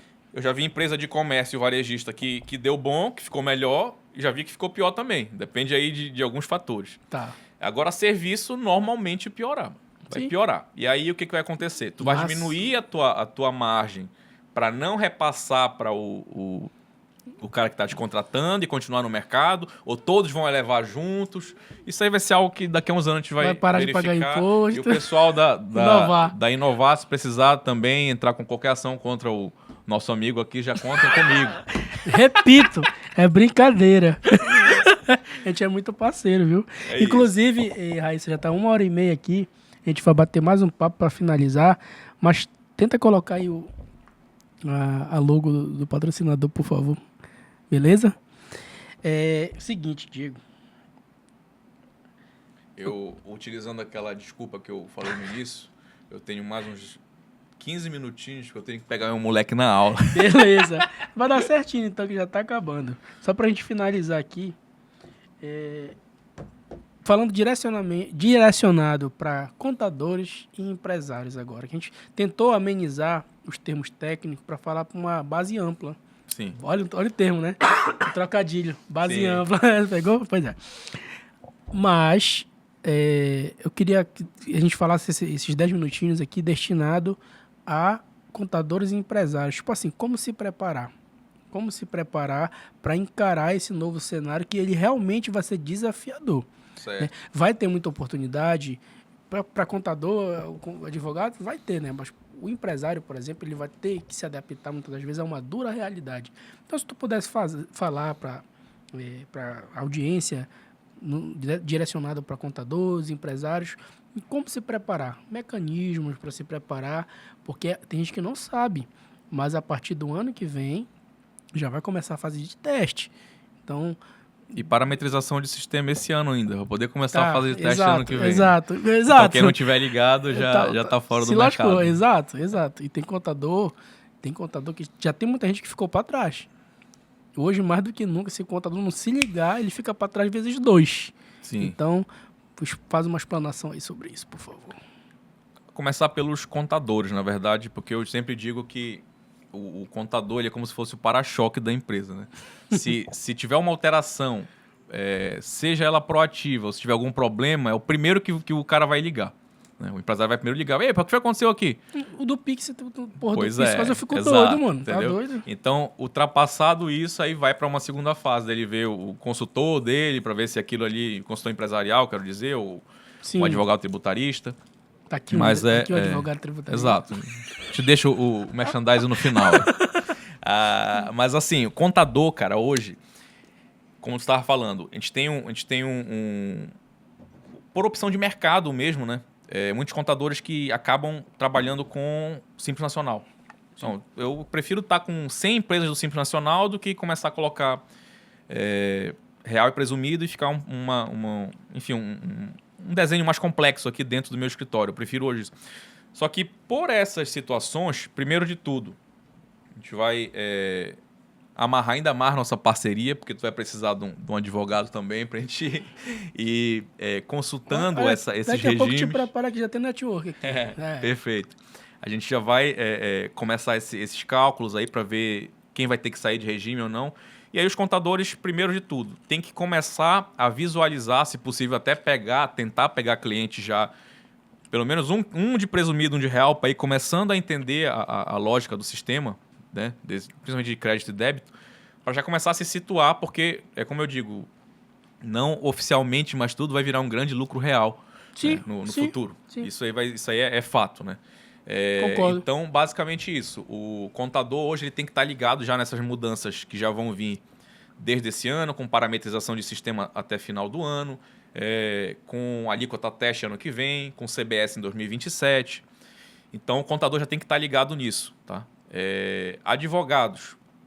Cara, o advogado ele tem que estudar a legislação inteira e no começo do programa que a gente estava falando sobre questão de ser mais acadêmico ou não, cara, não tem hoje discussão acerca do que está colocado na lei.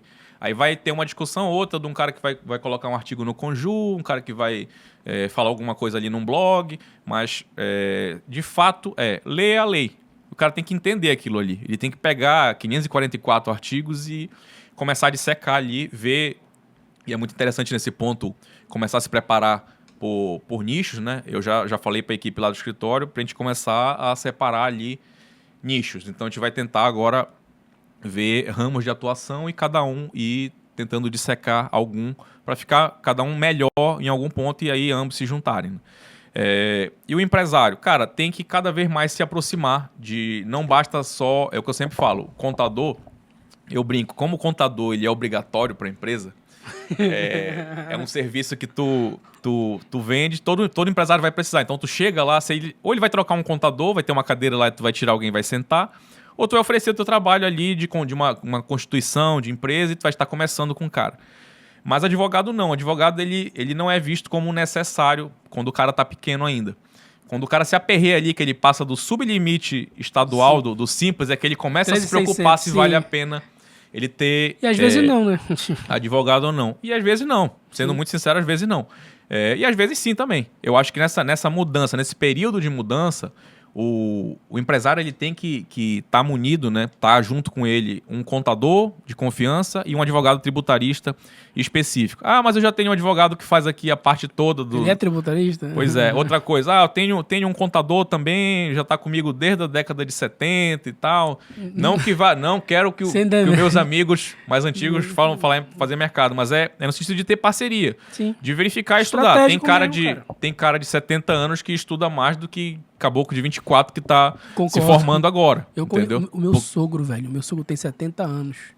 Vai conversar com ele sobre a nova lei de licitação e te dar uma aula. Continua. O que eu quero dizer é de estar se atualizando. Eu acho que basicamente para prestador de serviço contábil e jurídico tributário, se atualizar.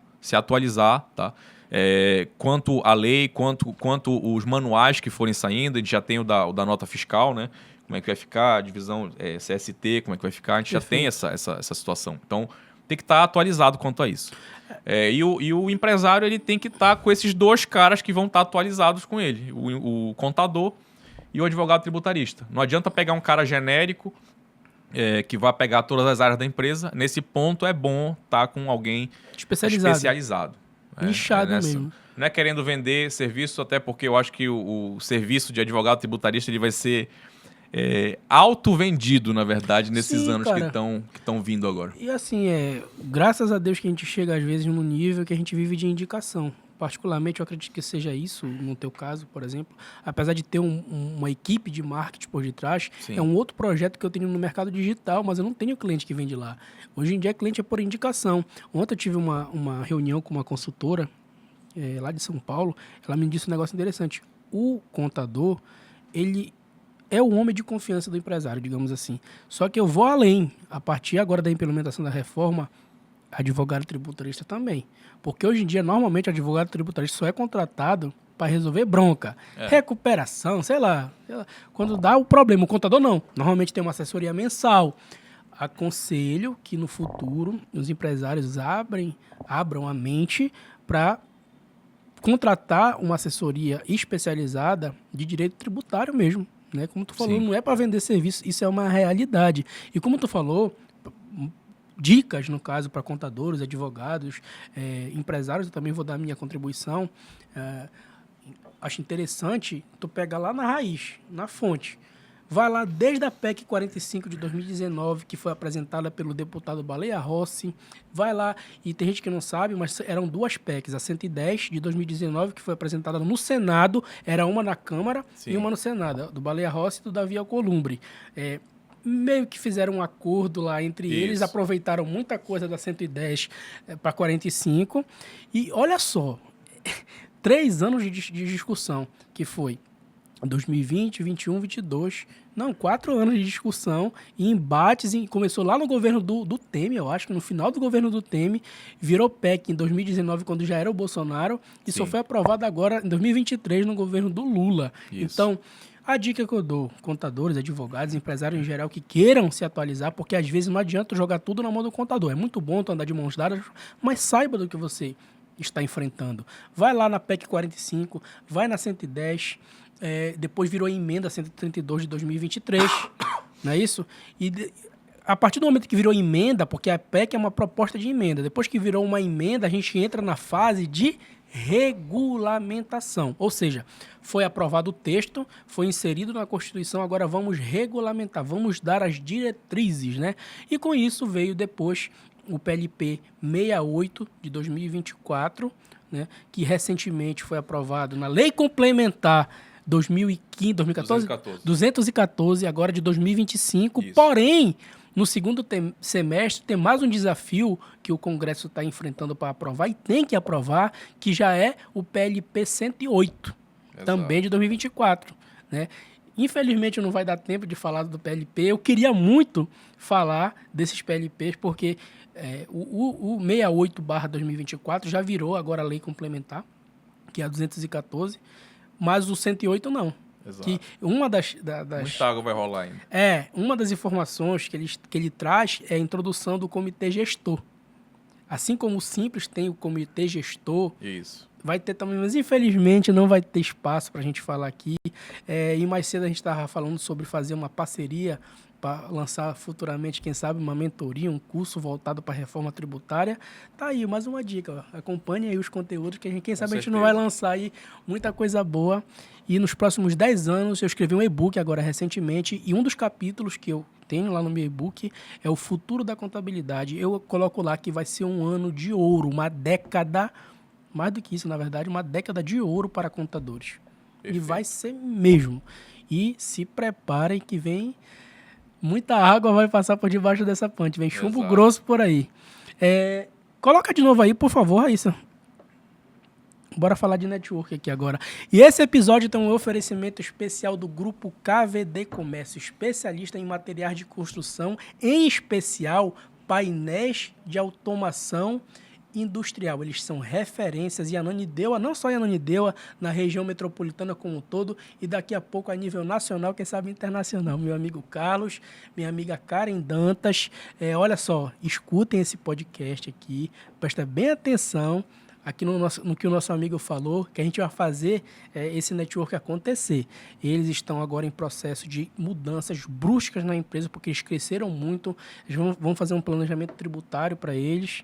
Eles são uma potência, já são uma potência, mas podem ficar muito mais. Eles já estão fazendo a parte deles, contrataram assessoria, inclusive do meu amigo Sullivan Mafra, um abraço para ti, meu irmão. Contratou a gente, nós fechamos recentemente o contrato, e a missão que a gente estabeleceu foi justamente fazer um planejamento, o estudo de um planejamento tributário robusto para eles migrarem. Não tem condição mais de ficar no Simples Nacional, só que a gente quer formar as bases antes de avançar.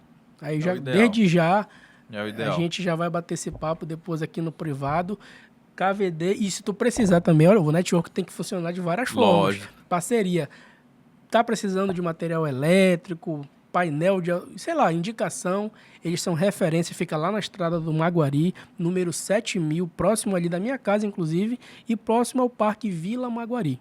Sim. Eles são uma potência em material elétrico, a gente tem que fazer essa roda girar. Vamos lá, né? Oferecer esse serviço para o meu amigo. A solução, não é o serviço. Tem que oferecer a solução para o meu amigo Carlos, para a minha amiga Karen, que já são clientes nossos, para fazer essa parceria para a KVD ser uma potência maior do que ela já é. Assim como é inovar. Então, você que quer gravar o seu podcast, aqui é o lugar certo. Pensa, a gente é cliente e eu viro amigo de todos os meus clientes. A gente tem uma relação muito boa há mais de 1 ano e meio e cada vez melhora. Eu indico para todo mundo. Quem quer gravar o seu podcast com qualidade, venha para inovar, que aqui eu tenho certeza que você não vai se arrepender. Tem cafezinho, tem biscoito, todo mundo é gente boa aqui. Estacionamento bem localizado aqui no centro de Belém. Tem estacionamento gratuito. E é isso aí. Inclusive, meu amigo precisou fazer o seu podcast, alguma coisa. Ah, não precisa de podcast. Captação de imagens, inovar produtora. Eu indico muito. Muito bom espaço aqui, pessoal. Então, de parabéns mesmo. Top Tanto mesmo. O nosso host aqui, quanto a equipe toda da Inovar. Então, vamos nos despedir aqui da nossa audiência. Se quiser deixar aí algum recado, não sei. Infelizmente, o horário já acabou, o tempo já acabou. A gente até extrapolou, na verdade. Tranquilo. Então, fique à vontade. Rapidinho, basicamente deixando as redes sociais, que é onde a gente se encontra hoje em dia, né? No Instagram, diegocastelobranco.adv e rx.consultoria, né? Então, quem quiser me achar, é só procurar lá, seguir. A gente traz muito conteúdo, conversa bastante via direct também. Sempre boas relações surgindo aí. Show. E é isso aí, pessoal. Espero que tenham gostado. Muito obrigado. E pode ter certeza que sempre a gente está à procura de melhorar e aprimorar e sempre trazer referências como a de hoje para a gente bater um bom papo. Muito obrigado e fiquem todos com Deus. Tamo junto.